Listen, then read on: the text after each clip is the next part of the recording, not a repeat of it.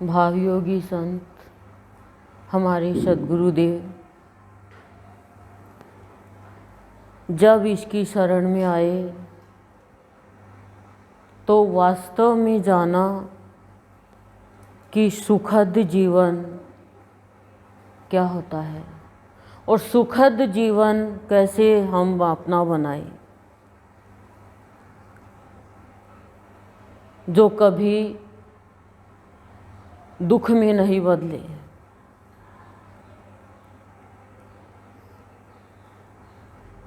जिस जीवन में आकर्षण हो,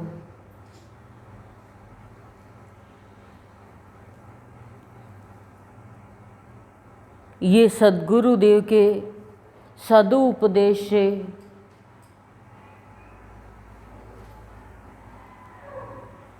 सद्गुरुदेव के सत्संग से प्राणी की सम्मति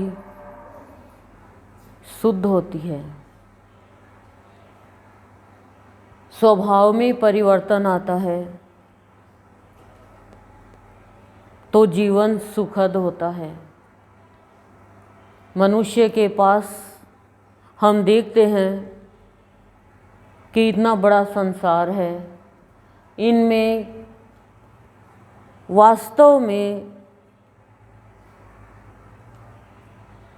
अच्छे कर्म, अच्छाई, भलाई, शुभ कर्म, नेकी, इनकी ताकत जिसके पास में है उसका जीवन सुखद है, और जिसके पास में हिंसा, बुरे कर्म, बुराई, इनकी ताकत है उसका जीवन सुखद होते हुए भी दुखद है।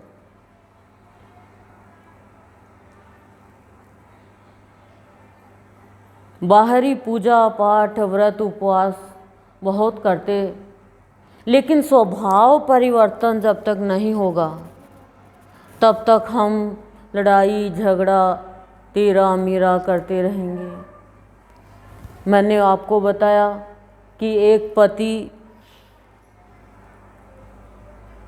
जब ड्यूटी पे जाता है या फैक्ट्री में दुकान पे जाता है तो पत्नी कहती है कब जाएंगे कब जाएंगे कब जाएंगे, और एक पत्नी बच्चे सोचते हैं थोड़ी देर बाद में जाए, चाय पी के जाए, थोड़ी देर बाद में जाए, और जब वो आता है तो एक के लिए तो सोचती है कब आएंगे कब आएंगे कब आएंगे, और एक के लिए सोचती है थोड़ी लेट आए लेट आए लेट आए। तो कैसा जीवन जी रहे हैं देखो, स्वभाव का ही परिवर्तन है ना।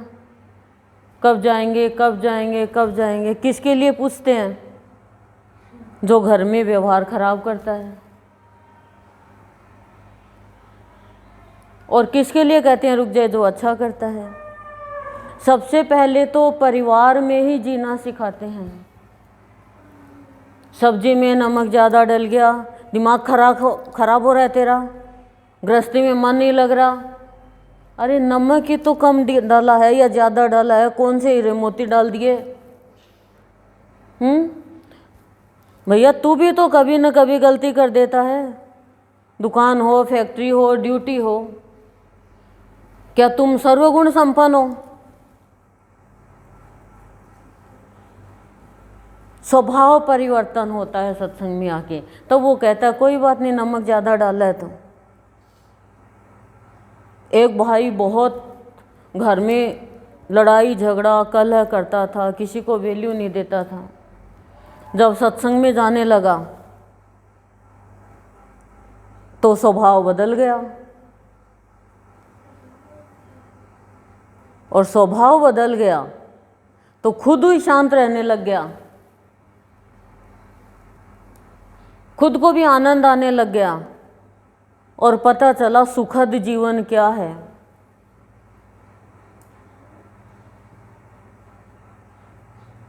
शांतिमय जीवन क्या है। माफ करने लगा सबको। तो ये सुखद जीवन और स्वभाव में परिवर्तन किससे आता है? गुरु के ज्ञान से।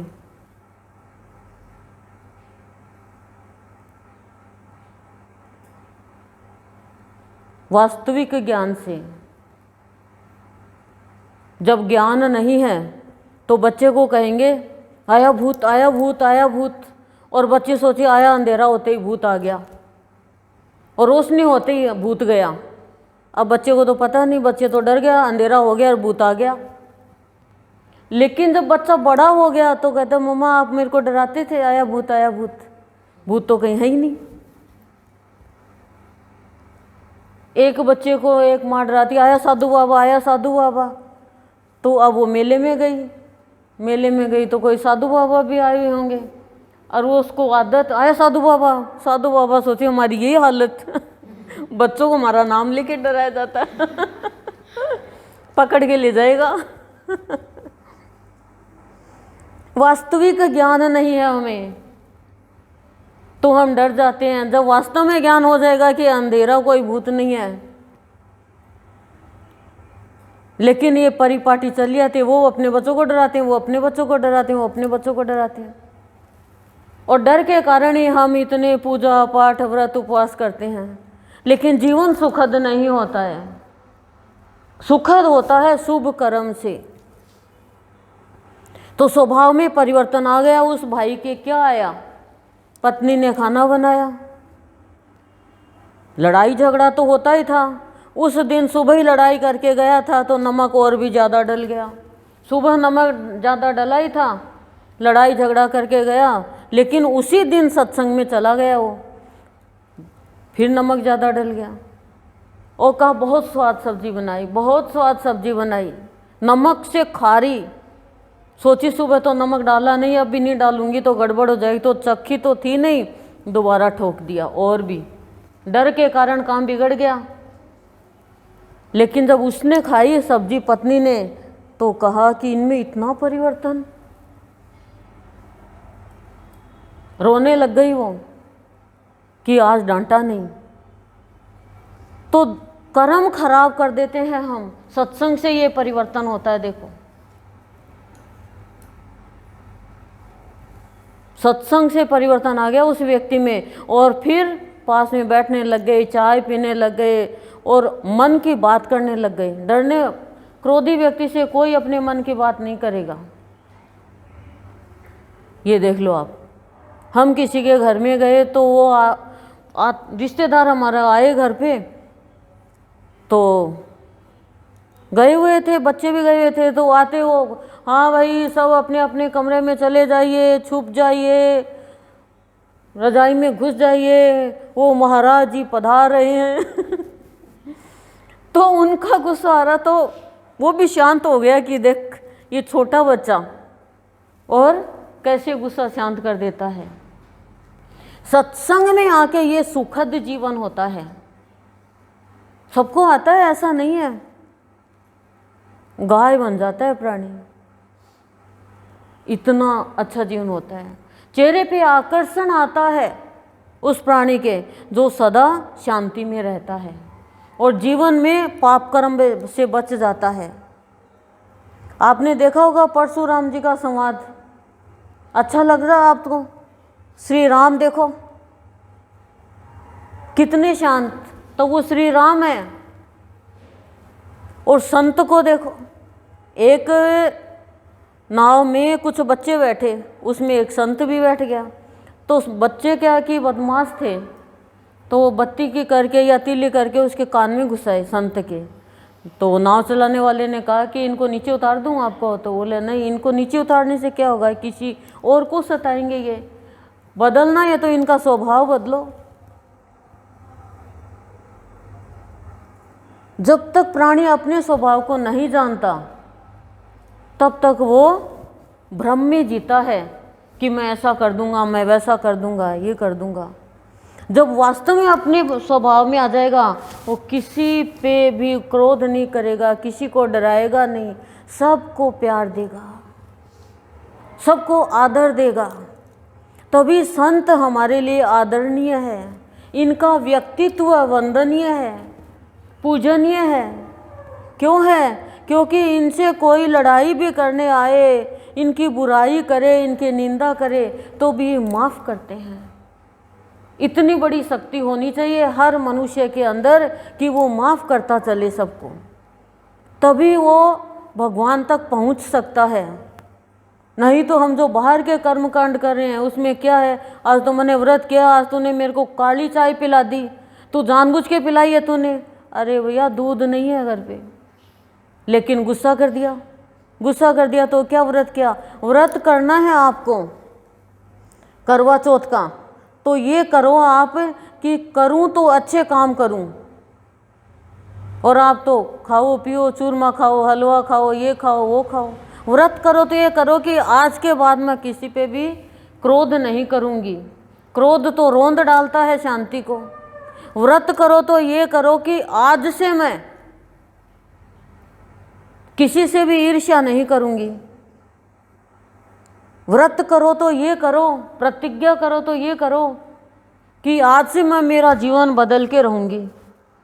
लेकिन हम तो व्रत करते हैं प्रतिज्ञा की बदला लेके रहूंगी उससे। कैसे उसने मेरे साथ ऐसा किया, क्या हुआ, शांति मिली, बदला ले लो, शांति नहीं मिलेगी। संत का ऐसा ही होता है भाव।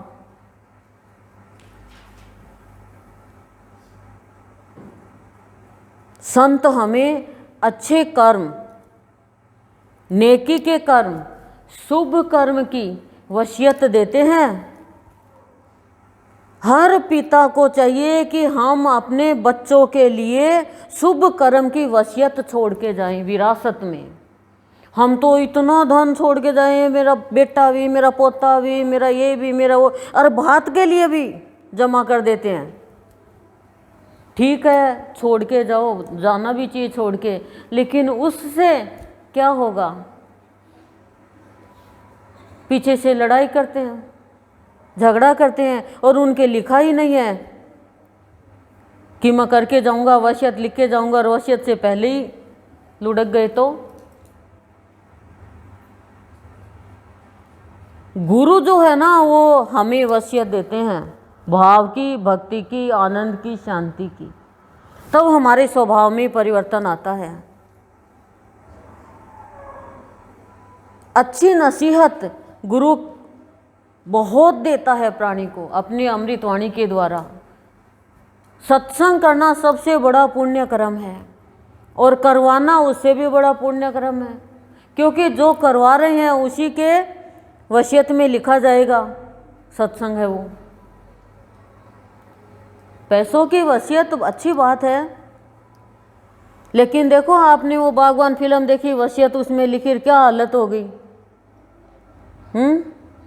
बदल दी ना।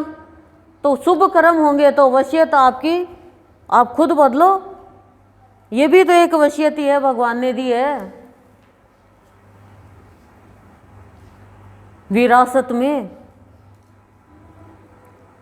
अच्छे कर्म से एक बार एक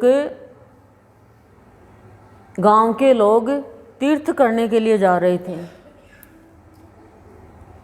रास्ते में वो कहीं रुके तो तेज बरसात के साथ बिजली कड़कड़ा के उनके नज़दीक आके वापस जाए, नज़दीक आके वापस जाए।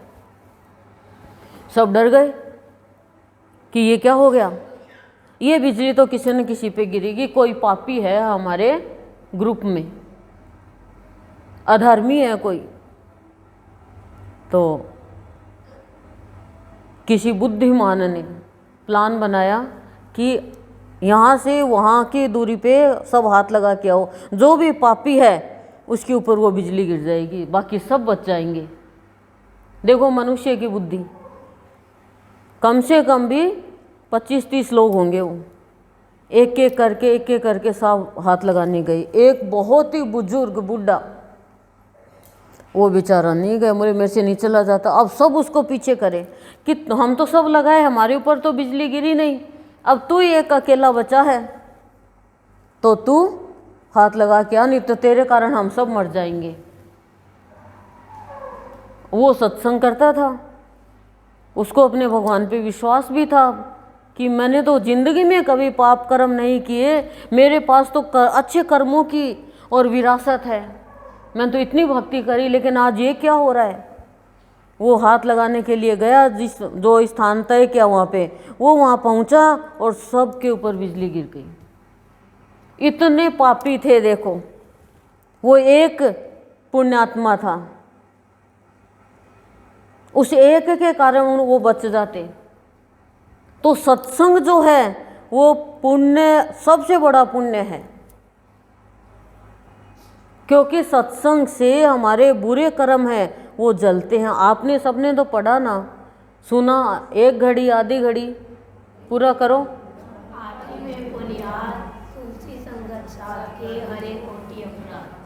आधी से आधी घड़ी का सत्संग भी, 10,000 वर्ष की तपस्या और 1 घंटा का सत्संग, 10,000 वर्ष की तपस्या से भी बड़ा है। लेकिन फिर भी हमें टाइम ही नहीं है। सत्संग में भगवान को हम जान पाते हैं कि ये मेरी माँ है, इसने मुझे नया जन्म दिया है, और हम उसी का ध्यान नहीं रखते। भगवान को कहते मेरा ध्यान रखना, मेरे बच्चों का ध्यान रखना, मेरे बिजनेस का ध्यान रखना, मेरे परिवार का ध्यान रखना, ये रखना वो रखना। भगवान कहते थोड़ा मेरा भी तो ध्यान रख, तू, तेरे जीवन में ख्याल ही नहीं आया, ये तू खोया हुआ ही रहता है सारे दिन, काम काम काम काम, और फिर मनुष्य को चाहिए आराम। कैसे आराम मिलेगा? क्योंकि आराम चाहिए तो राम की शरण में आना पड़ेगा, सदगुरु की शरण में आना पड़ेगा। हमारे गुरु तो ये नहीं कहते तुम एक जगह बैठकर करो, या तुम मेरा ऊपर ऊपर से माला फेरो, मन से माला फेरो, लेकिन सब मनुष्य का आदर करो, उनकी भावनाओं का आदर करो। गुरु तो ऐसा शुद्ध शांत चित्त देते हैं हमें, जिसमें परमानंद का भाव होता है, वो फिर मरता नहीं है, अमर हो जाता है। हमारा दिल ही तो गंदा रहता है, और इसी के कारण हम शांत रहते हैं। और गंदा हुआ किससे? विकारों से, और ये विकार ही है जो मनुष्य को खराब करते हैं। ये विकार ही है। मैं आपको कितनी बार बताती हूँ कि एक पति पत्नी के बच्चा नहीं हो रहा था, तो किसी ज्योतिष को दिखाने के लिए गए, बोले आपके 9वें महीने बेटा होगा। क्या होगा? क्यों? उसको पता बेटे का नाम लेंगे तो नाराज हो जाएंगे, करेंगे नहीं। सोचो बेटे की वैल्यू क्या है? बेटे के बिना घूमेगा कमारा। जोड़ी तो पति पत्नी की होती है, तो एक पत्नी ने कहा मैं इंजीनियर बनाऊंगी, पति ने कहा मैं डॉक्टर बनाऊंगा। इतनी तेज लड़ाई हो गई दोनों की। बोली चल, मैं तो ये चली घर छोड़ के तेरा। गुस्से में देखो पति को छोड़ दिया, केस कर दिया, तलाक के कागज आ गए, चले गए कोर्ट में। लड़ाई किस चीज़ की? टॉपिक क्या? बोले ये टॉपिक ये कह रही है, वो कह रही है मैं मेरे बेटे को इंजीनियर बनाऊंगी, तो वो कह रहा मैं डॉक्टर बनाऊंगा। तो जज बोला बच्चे को ही पूछ लो। बोला बच्चा तो अभी हुआ ही नहीं। ये देखो लड़ाई, और बच्चे के भाग्य में लिखा वो होगा ना बच्चा। आप लोगों ने कभी चाहा मेरे को ऐसा पति मिले, ये मिले? किसी ने डॉक्टर की चाह करी होगी, किसी ने इंजीनियर की करी होगी, किसी ने बिजनेसमैन की करी होगी, हैं? किसी ने ये थोड़ी करेगी नौकरी करे, ये पलदारी करे, फालतू की बात करे। किसने करी है बताओ? फिर भी जो मिल गया उसमें संतोष होना चाहिए कि कर्म के हिसाब से पति मिलता है, कर्म के हिसाब से पत्नी मिलती है, कर्म के हिसाब से बच्चे मिलते हैं, कर्म के हिसाब से माता पिता का और वो होता है रिश्ता, सब कर्म के हिसाब से है। लेकिन भगवान के लिए तो जरा शांति से बोलो। भगवान को कह रही है कि मंद बुद्धि कर दे तो भगवान निर्धन कर दे तो। भगवान कभी किसी का बुरा नहीं करते, मनुष्य के कर्म बुरे करते हैं। पुण्य की पूंजी जिसके पास है वो भगवान से भी लड़ सकता है कि कुछ बिगाड़ ही नहीं सकता। भगवान भी कुछ नहीं बिगाड़ सकता। पुण्य कर्म से ही तो तकदीर बनती है। धृतराष्ट्र अंधा हुआ, 100 जन्म तक उसने देखा कि कोई भी पाप नहीं किया, पर 100 जन्म से बोले 101वां जन्म देख, उसमें उसने 100 अंडे खाए हंसनी के। और हम खाली भोग के कारण ही पाप करते हैं। ऋतु के अनुसार फल नहीं खाएंगे, कोल्ड स्टोरेज के, वाह 150 रुपये किलो, पीस अमरूद लेंगे, बहुत बड़ी शान दिखाई ना कोल्ड स्टोरेज के, बिना ऋतु के फल। अरे वाह, मूली मैंने देखा, एक बार हमारे घर में शादी थी तो मई जून का महीना, और किसी ने कहा मैं तो मूली खाऊंगा। अरे भाई, मई जून में मूली कहाँ से आएगी? बोला कोल्ड स्टोरेज के लिए क्या हो, कैनोट पे गए, मूली लाए, ऐसे मूली के लिए ऐसे मरे जैसे अमृत हो। और जब मूली आती है तो मूलीबादी करती है, मूली ये करती है, मूली वो करती है, देखो। और कोल्ड स्टोरेज की कोई अच्छी थोड़ी होती है ऐसे हमारी हेल्थ के लिए, हमारा दिमाग ही काम नहीं करता।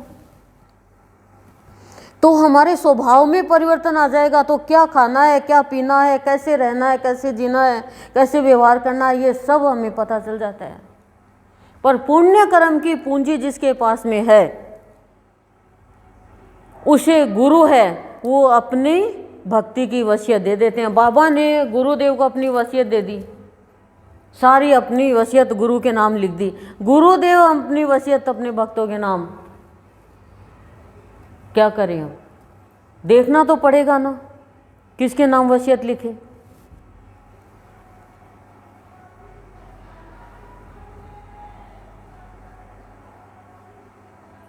पर हम लोग तो चला चली में चलते रहते हैं। पात्र तो देखना ही पड़ेगा ना। तो पाप कर्म की पूंजी क्यों इकट्ठी करते हैं हम? क्यों असत्य बोलते हैं? क्यों प्रपंच करते हैं? क्यों झमेला करते हैं किसी के जीवन में? वो हमारे ही जीवन में आएगा।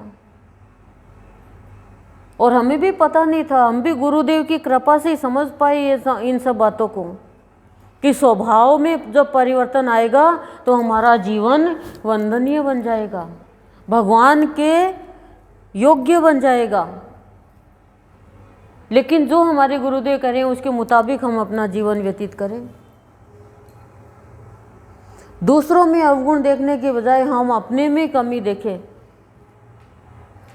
दूसरों में अवगुण है तो ये हम देख रहे हैं तो वो हमारा अवगुण है कि हमने उसमें अवगुण तो देखा, गुण क्यों नहीं देखा? और यही हमारी पाप कर्म की पूंजी हो जाती है, विरासत हो जाती है। बहुत कुछ छोड़ के गया उसका पिता, तो बहुत धन दौलत छोड़ के गया है। क्या होगा? खुद ने नहीं कमाया तो वो ऐसे ही चला जाएगा।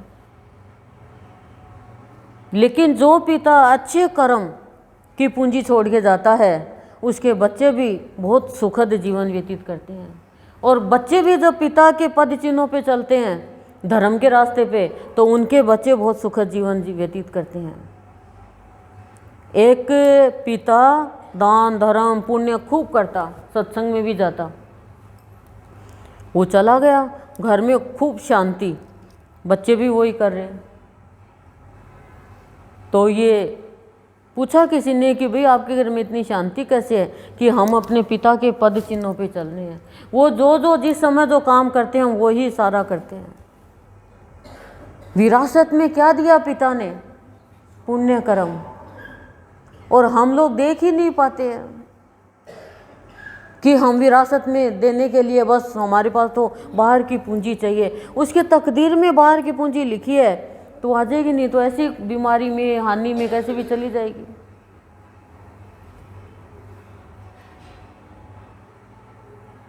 एक परिवार में बहुत दुखी पिता, ये मर गया पिता तो भी बहुत दुख था उनके जीवन में, बहुत परेशानी थी।